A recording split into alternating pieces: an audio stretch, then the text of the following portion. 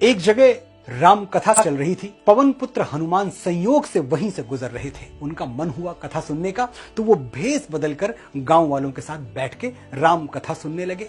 कथावाचक ने कहा, जब हनुमान जी अशोक वाटिका पहुंचे तो वहां हर तरफ पेड़ लगे थे और पेड़ों पर सफेद फूल खिले हुए थे। मां सीता एक पेड़ के नीचे बैठी सिसक रही थी। इतना सुनते ही हनुमान जी, जो गांव वालों के भेष में थे, वो उठ खड़े हुए और बोले, कथावाचक जी, प्रसंग तो आप सही सुना रहे हैं, लेकिन वहां पर फूल सफेद नहीं लाल रंग के थे।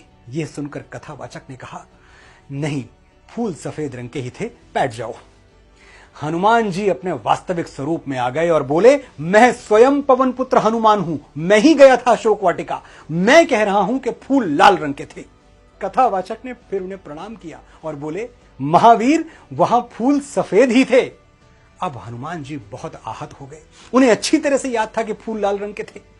हनुमान जी तुरंत भगवान श्री राम के पास पहुंचे, उनसे कहा, प्रभु, वो कथावाचक बता रहा है कि अशोक वाटिका में फूल सफेद रंग के थे, जबकि फूल तो लाल रंग के थे। मैंने देखा था, मैं वहां था। श्री राम मुस्कुराए और बोले, हनुमान, फूल सफेद रंग के ही थे।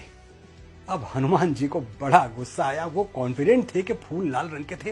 उन्होंने कहा, अरे आपको क्या पता भगवान, आप तो वहां थे ही नहीं। मैं माता सीता से पूछता हूं, वो थी वहां। हनुमान जी माता सीता के पास गए। माता सीता पूरी बात सुनकर मुस्कुराई और बोली, हनुमान, अशोक वाटिका में जो फूल थे वो सफेद रंग के ही थे। अब हनुमान जी एकदम बेचैन हो गए।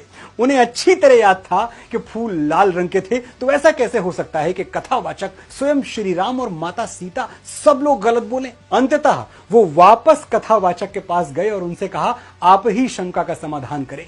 कथावाचक ने कहा, मेरे पूज्य बजरंगबली, अशोक वाटिका में फूल सफेद रंग के ही थे, लेकिन अपनी माता जगत जननी मां सीता को वहां यातना में, कष्ट में देखकर आपकी आंखों में क्रोध से रक्त उतर आया था, इसीलिए आपको सफेद फूल भी लाल दिखाई दे रहा था।